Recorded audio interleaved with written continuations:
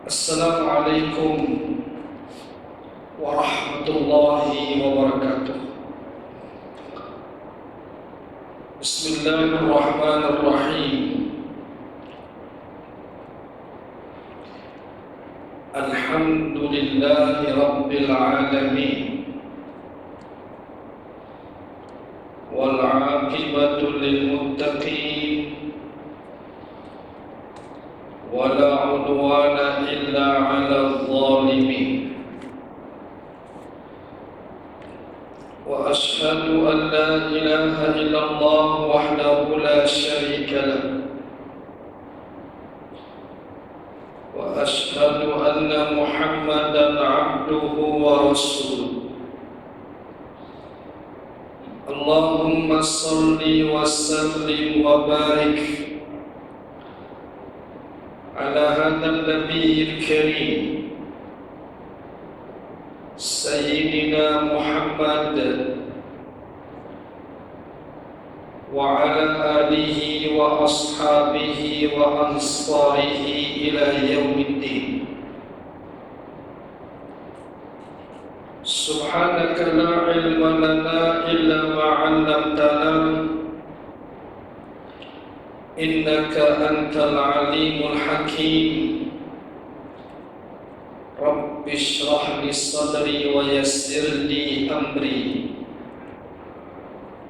واحلل عقدة من لساني يفقهوا قولي. اللهم لا سهل إلا ما جعلته سهلا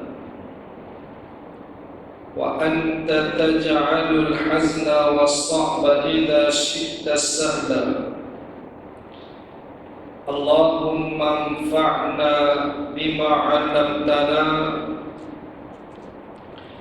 وعلمنا ما ينفعنا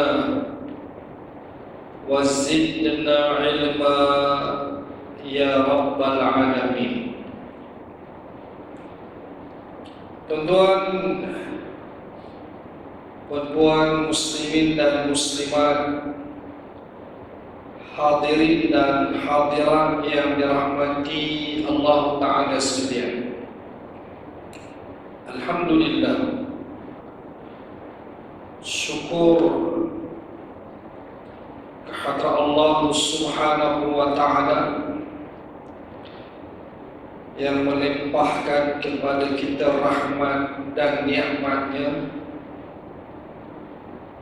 taufik dan inayahnya dapat pada malam ini kita bertemu bagi meneruskan kembali pengajian kita dari kitab Al-Jannatu wan Nar, Syurga dan Neraka. Kitab yang ditulis oleh Fadilatul Syekh Dr. Umar Sulaiman Al-Ashqar Hafizahullah Ta'ala. Semoga kita semua sentiasa diberkati dan dirahmati Allah Subhanahu wa Ta'ala. InsyaAllah pada kali ini kita nak melihat tajuk yang seterusnya, iaitu penjaga neraka. Penjaga neraka. Susuh yang berdiri teguh tegak menjaga api neraka adalah para malaikat. Yang menjaga neraka, yang mentugaskan ialah golongan malaikat. Perawakannya besar, wajah dan suaranya amat garang. Mereka adalah hamba-hamba yang tidak pernah derhaka kepada Allah sebagai Tuhan yang menciptakan diri mereka. Mereka sentiasa patuh terhadap semua perintah Tuhan mereka, seperti digambarkan di dalam Al-Quran. Firman Allah Ta'ala, Ya ayyuhalladzina amanu qu anfusakum wa ahlikum nara وقودها الناس والحجارة عليها ملائكة malaikatun ghiladun shidad la ya'sunallaha ma amarahum wa yaf'aluna ma yu'marun. Yang bermaksud, wahai orang-orang yang beriman, peliharalah diri kamu dan keluarga kamu dari api neraka yang bahan bakarnya adalah manusia dan batu. Penjaganya malaikat-malaikat yang kasar, keras, tidak mendurhakai Allah terhadap apa yang diperintahkannya kepada mereka, dan sentiasa mengerjakan apa yang diperintahkan kepada mereka. Surah At-Tahrim ayat yang ke-6. Dalam ayat ini jelas, di mana yang pertamanya Allah memerintahkan orang-orang yang beriman, khususnya golongan bapa, suami sebagai ketua keluarga, untuk memelihara diri mereka dan ahli keluarga mereka di kalangan isteri dan anak-anak mereka daripada api neraka, daripada masuk ke dalam neraka, dibakar dalam neraka. Jadi kita kena jagalah diri kita dan ahli keluarga kita, yang isteri dan anak-anak kita, daripada menjadi bahan bakar api neraka. Waliyadzubillah. Kita nak masuk surga bersama dengan ahli keluarga kita.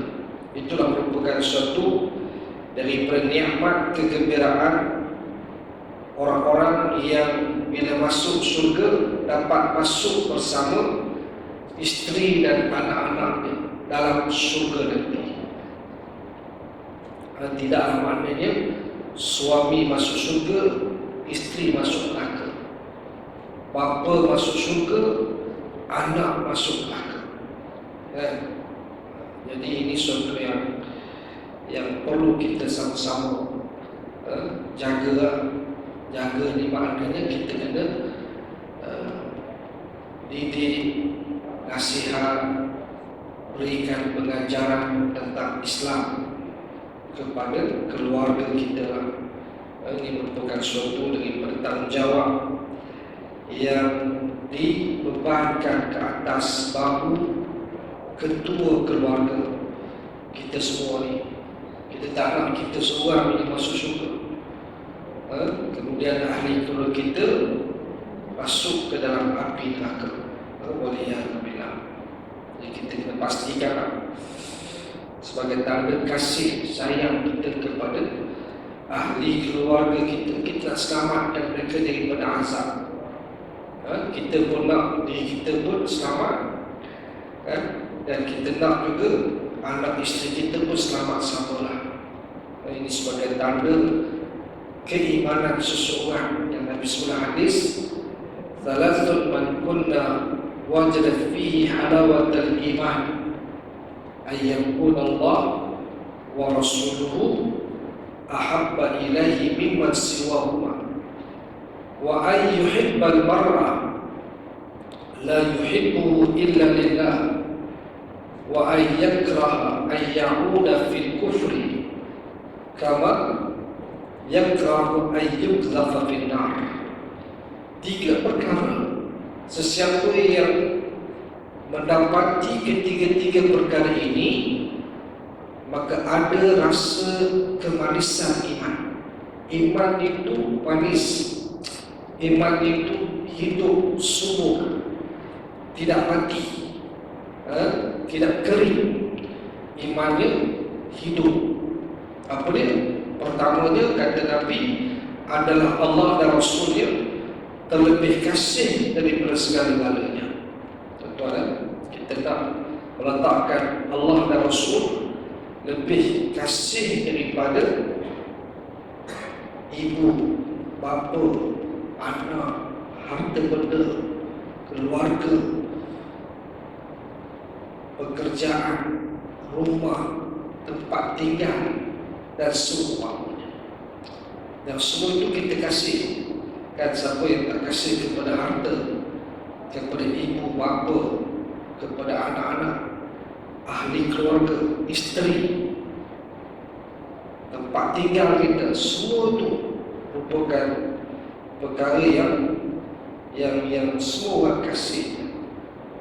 Dalam surah Al-Taubah kata, "Qul in kana aba'ukum wa abna'ukum wa azwajukum wa ikhwanukum wa ashiratukum wa amwalun iktaraftumuha wa tijaratun takhshawna kasadaha wa masakin tardawnaha ahabba ilaikum minallahi wa rasulih wa jihadin fisabilih fatarabbasu hatta ya'tiyallahu bi amrih wallahu la yahdil qaumal fasiqin." Allah menyebut, katakanlah oleh kamu wahai Muhammad kepada mereka, sekiranya bapa-bapa kamu, anak-anak kamu, isteri-isteri kamu, ahli keluarga kamu, perniagaan yang kamu harta benda yang kamu bimbang akan kehilangan, dan perniagaan yang kamu bimbang kebinasaan, dan tempat tinggal yang kamu tempat tinggal kamu lebih kamu kasih daripada Allah, Rasul, dan berjihad di jalan Allah, maka tunggulah saat datangnya ketentuan daripada Allah, dan Allah tidak memberi petunjuk kepada orang-orang yang fasik. Maknanya tuan, ayat ini menyambut kepada kita bahawa jangan sampai bapa kita, anak kita, isteri kita, ahli keluarga, sanak saudara kita, termasuk juga harta benda yang kita miliki yang Allah kurniakan kepada kita ini, dan perniagaan kita, termasuk tempat tinggal rumah kita, lebih kita kasih daripada Allah dan Rasul.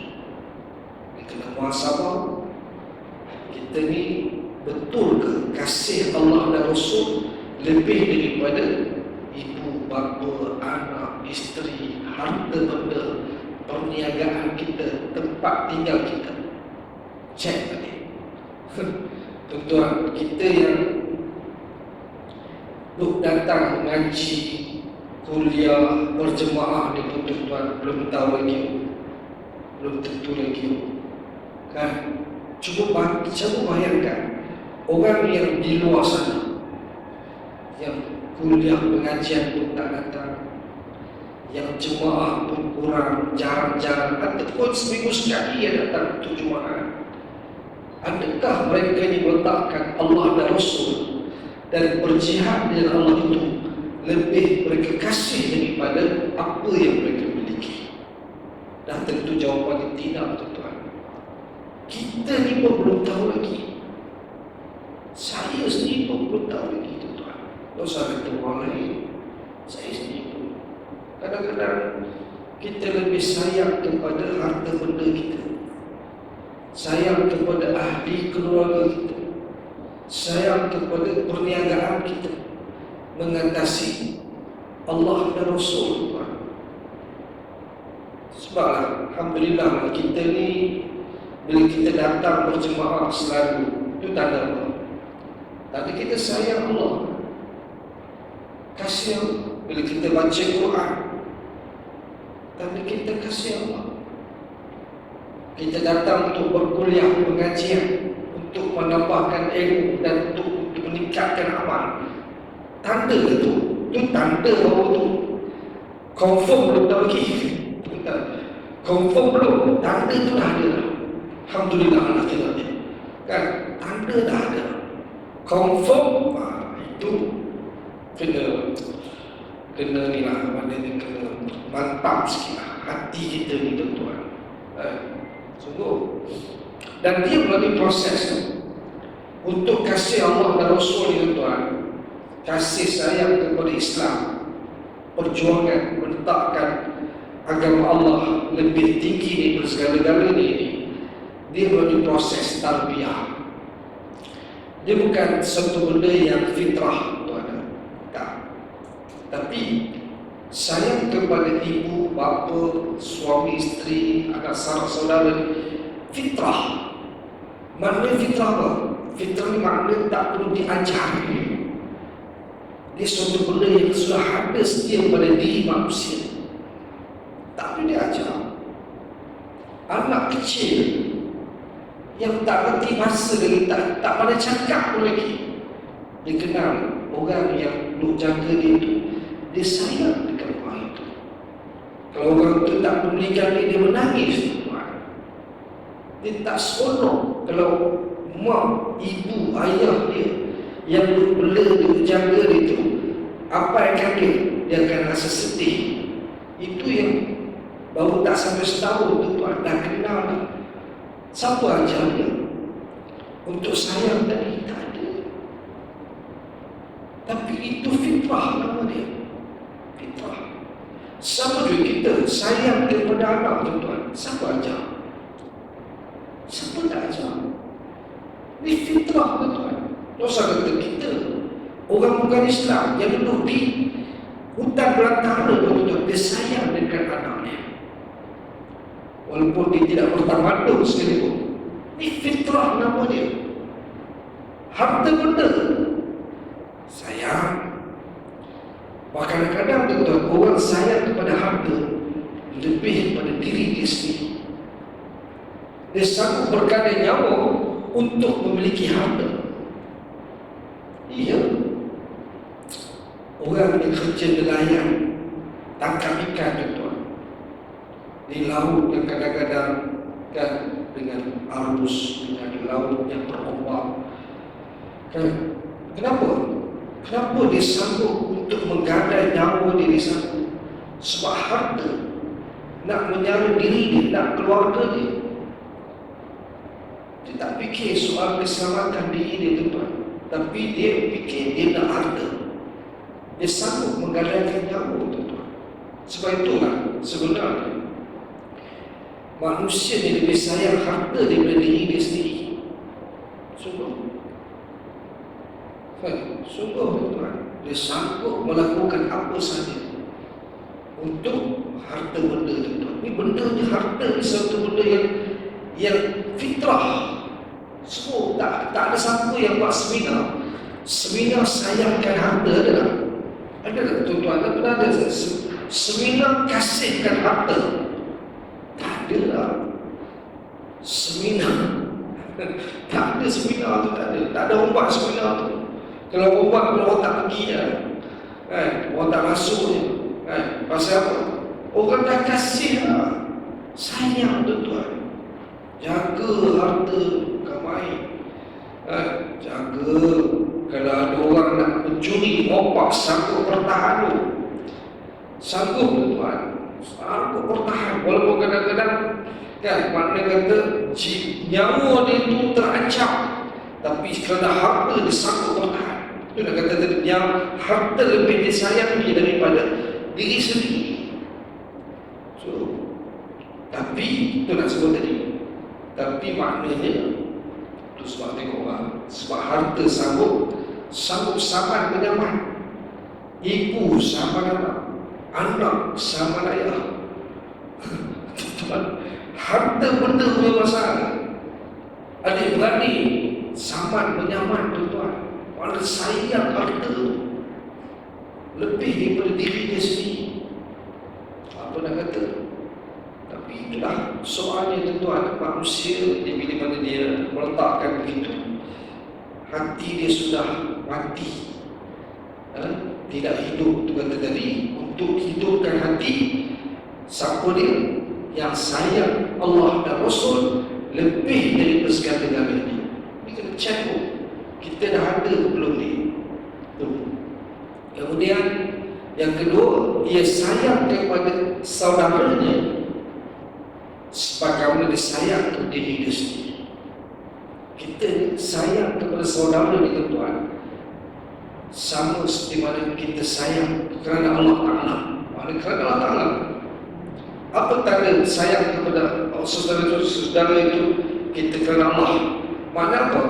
Bila dia tersasar, kita akan tarik dia ke jalan yang benar. Itu sayang.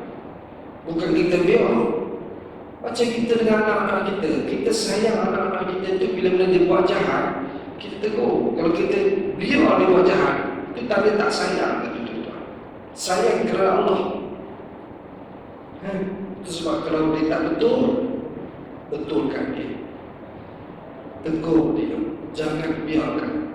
Bukan macam kadang-kadang nak kejut anak-anak kita solat subuh, tengok sedap tidur anak. Kesian kejut. Itu bukan sayang tu. Tak sayang tu tuan. Itu sebab ada ubat analogi ya.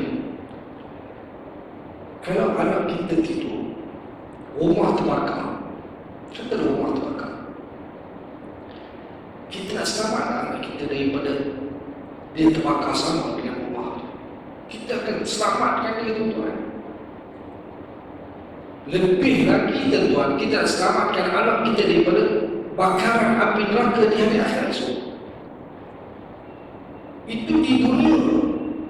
Kita nak selamatkan dia daripada dia terbakar tuan. Bila rumah terbakar, kita akan selamatkan dia. Kadang-kadang kita pun terancam nyawa kita, tak apa, kita sayang anak tu, biar anak kita selamat. Tu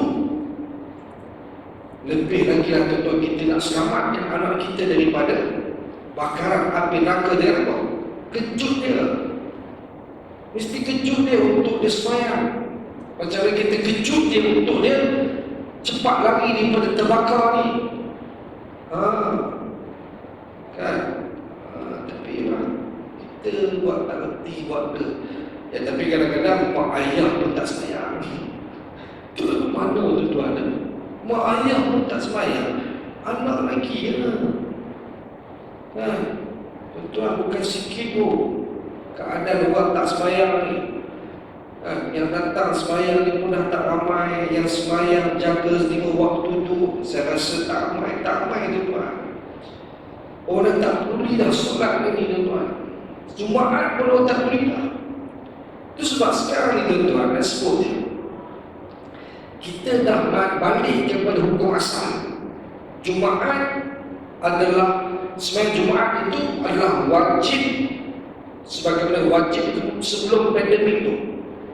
Masa pandemik, masa COVID-19 tuan, kita tak datang Jumaat, itu adalah suatu yang uzur kelonggaran. Sebab keadaan macam tu kan. Kita nak pergi, yang nak pergi, tak boleh pergi, kena halau dia kata. Kan? Tapi itulah yang jaga sembahyang tu lah. Yang tak jaga lagi ramai kan. Jadi maknanya sekarang ni tak lagi dah macam tu. Sembahyang sekarang wajib kepada sekalian Muslim, lelaki, balik, berakal, merdeka, sehat dan bermukim. 7 syarat. 7 syarat wajib solat Jumaat. Sesiapa di kalangan Muslim, lelaki bukan wanita, Muslim bukan kafir, lelaki bukan wanita, kemudian akil bukan gila, balik bukan kanak-kanak, kemudian merdeka bukan hamba, bermukim bukan musafir, dan sehat bukan sakit yang menyebabkan dia tak dapat datang ke masjid. Ni, orang buta pun kena pergi sembahyang tuan-tuan. Kalau dia ada orang yang boleh memimpin dia, wajib dia pergi sembahyang Jumaat. Kalau dia tak sembahyang Jumaat, semalam saya jumpa seorang buta, 2 orang buta datang solat Jumaat dekat lembah Subang tuan. Buta, 2 orang buta datang sembahyang dia. Yang seorang tu isteri dia meninggal, sakit kanser, pun buta juga tapi meninggal lebih awal daripada dia. Dia duduk seorang, orang buta tu tuan. Saya tengok Macam mana dia uruskan diri dia? Kita kalau tak boleh nak gambar kan, dia duduk seorang kan, kemudian dia boleh pergi bekerja kan, dia kerja dekat Greenfield sebagai penyampai radio. Dia punya radio komputer dekat Greenfield. Oh, mana dia boleh pergi daripada Subang tu pergi Greenfield, dia uruskan diri dia Subang ni. Tanpa ada orang yang menonton itu. Oh, kita tak boleh gambar kan, kita hak celek ni pun tak boleh duduk seorang kan, tak boleh. Dia yang buta duduk seorang tu tuan. Tak tahu macam mana. Allah Akbar kan? Maknanya nikmat kita ni masih banyak lagi.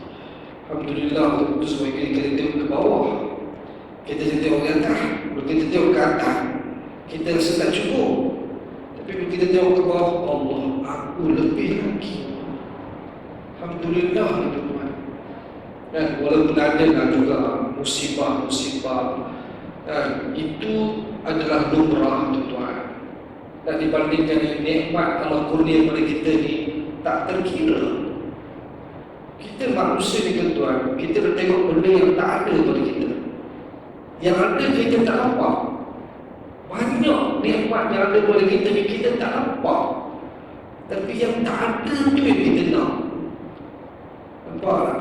Manusia macam tu kan. Bila dia hilang, betul. Bila sihat hilang, baru kita rasa nikmat sihat. Bila kita hargai nikmat sihat, bila kita sakit. Kita hargai nikmat masa muda bila kita tua. Dah tua. Muda dulu kenapa tak? Betul lah. Sama orang yang kaya, bila dia jatuh miskin, baru dia rasa nikmat kekayaan. Dia begitu. Nikmat kan yang Nabi kata, Irtan khamsan qabla khamsin. Lebulah 5 perkara sebelum datangnya 5 perkara. Syababaka qabla haram, masa muda kamu sebelum tua. Sehataka qabla saqami, sehat kamu sebelum sakit. Ghinaka qabla fakri, kekayaan kamu sebelum miskin. Kemudian faragaka qabla syughli, masa lapang kamu sebelum sibuk. Dan hayataka qabla mautik, hidup kamu sebelum mati. 5 nikmat jaga tuan. Nikmat muda, sihat, kaya, masa lapang. Nikmat masa hidup ni sebelum mati tuan. Ni kena alert dah. Mana kita kena merasai nikmat itu yang kita lupa. Kalau kita rasa, baru kita akan dapat menghargai nikmat itu dan kita akan melakukan kebaikan untuk diri kita di dunia ini tuan. Kalau tidak. Jadi yang kedua tentu. Kemudian yang ketiganya, kita sebut yang ketiga. Yang ketiga, ia benci kembali kepada kekufuran. Sebagaimana dia benci dicampakkan ke dalam api. Tuan-tuan, siapa nak diri dia dicampak dalam api neraka? Siapa mahu? Maka kita benci kepada kufur sebagaimana kita benci kita dicampakkan ke dalam api neraka tuan. Maka kalau kita benci dicampakkan diri kita dalam api neraka, maka kita selamatkan diri kita daripada api neraka dengan melakukan amalan-amalan soleh yang hanya menemani kita semasa kita meninggal dunia esok di bawah ke alam kubur barzakh. Yang teman kita adalah amalan soleh. Yang lain semua dah tak ada. Itu sebab Nabi sebut yatba'ul mayyita thalatha, ahluhu wa maluhu wa amaluhu. Yarji'ul isnan fayabqa ma'al wahid, yarji'u ahluhu wa maluhu wa yabqa ma'ahu amaluhu. Nabi kata mengikuti mayat jenazah itu 3 perkara: keluarga dia, harta dia, amalan dia. akan kembali, dan satu yang akan bersama dengan dia, kekal duduk bersama dia, teman dia. Yang kembali dulu itu ialah keluarga dan harta benda dia. Keluarga dia kembali, harta dia kembali, kan? Kereta membawa ke, motosikal ke apa ke, bawa ke apa ke, buat balik, semua balik. Yang tinggal hanyalah amalan bersama dia, teman dia. Itu sebab kita ni dengan kasih kepada amal soleh, lebih kita kasih kepada ahli keluarga dan harta benda kita, tuan. Jangan kita kasih kepada harta benda keluarga lebih daripada kita kasih amal soleh. Jadi kalau kita kasih kepada amal soleh, maka kita akan bersemangat untuk melakukan amal soleh. Kita rasa tamak untuk melakukan amal soleh. Kita nak buat. Itu bila apa? Bila kita kasih kepada amal soleh. Sebab itulah yang teman kita esok. Itu yang akan bela kita esok. Itu yang akan selamatkan kita esok. Tak ada yang lain dah. Tuan-tuan, itu yang orang yang masuk kubur dia minta hidup, kan? Dia minta untuk melakukan amalan. Tak ada apa dah. Tak ada apa dah. Orang yang bila yang masa saat dicabut nyawa itu pun dah minta dah, tangguh hajat dia untuk dia melakukan amal, tapi tak guna dah. Masa di alam barzakh tu sama juga, dia minta supaya ditangguhkan, minta dihidupkan balik untuk dia melakukan amal, tak boleh juga dah. Di akhirat esok juga dibangkitkan juga, pun sama. Semua bercita-cita untuk hidup semula, kembali balik ke dunia untuk melakukan amal, semua untuk akhirat. Itu hanya sebagai kalimah yang hanya diperkatakan, tetapi tiada ada apa-apa lagi dah kegunaannya. Tak ada penyesalan. Sesal semua, penyesal tuan yang tak datang kuliah, yang tak datang berjemaah itu tuan. Dia sesal esok di sana. Sekarang dia tak menyesal. Itu sebab hari penyesalan dipanggil hari kiamat. Yang mendadak, kan, hari penyesalan. Semua orang akan menyesal esok. Bahkan kita pun esok asal menyesal. Pasal apa? Patut aku buat lebih lagi. Nampaklah. Patut kita buat lebih lagi amalan. Kita rasa malah ialah kita mungkin kita okey lah, kan, tapi patut lebih okey lagi. Gitu. Sesal juga lah. Kenapa aku tak bagi lebih? Kenapa aku bagi sikit? Nampak? Masa tu kan bagi juga, tapi sikit. Ni tak bagi langsung. Alhamdulillah kan. Mana menyesal pasal apa aku tak buat lagi, tak buat banyak lagi. Gitu tuan-tuan. Sungguh. Baik, kita sikit balik sikit tentang penjaga neraka ni, ya. Kemudian kalau sebut bahan bakar api neraka itu ialah batu, manusia dan batu. Penjaganya malaikat-malaikat yang kasar. Yang jaga neraka ni tuan-tuan, malaikat jenis mana? Yang jenis kasar, keras, garam, bengis, tidak ada kasih belas kepada ahli neraka. Tak ada. Geram atau dah, malaikat geram, nak azab tu, kan? Nak biar mereka ni makna rasakan azab, rasakan, gitu. Waqila lahum zuqu azaban nar. Dikatakan kepada mereka, rasakan azab neraka. Tak ada kesalahan. Penjaga neraka ni tuan-tuan, malaikat ni dia yang ni lah, yang malaikat ni lah, kan? Dia bukan malaikat rahmat. Dia malaikat azab. Lain malaikat rahmat, lain. Malaikat rahmat tu dia ada kasih belah, kasih sayang. Itu lain. Dia ada malaikat ni boleh jenis-jenis yang jaga neraka. Padat dalam jaga neraka, takkan nak lembut kot. Mesti dia garam, kan, cengih, kan, gitu. Rasakanlah. Qila zuqu 'adzaban nar allati kuntum bihi tukadzibun. dikatakan kepada mereka, rasakanlah azab neraka jahanam dengan apa yang kamu dustakan dulu. Dulu dusta, buat tak tahu je. Dusta tuan, tak percaya, tak beriman. Kan, kalau beriman dah tentu beramal. Tak beriman. Baik. Dia malaikat.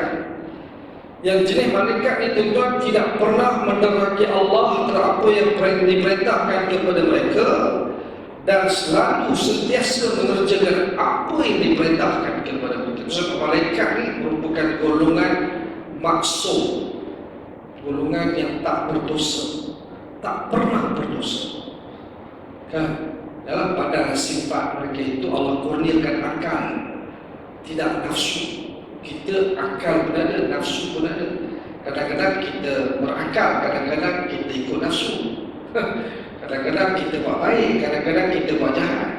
Kita manusia tuan. Tapi malaikat sentiasa patuh, tunduk, menyerah diri kepada segala perintah Allah terhadap mereka.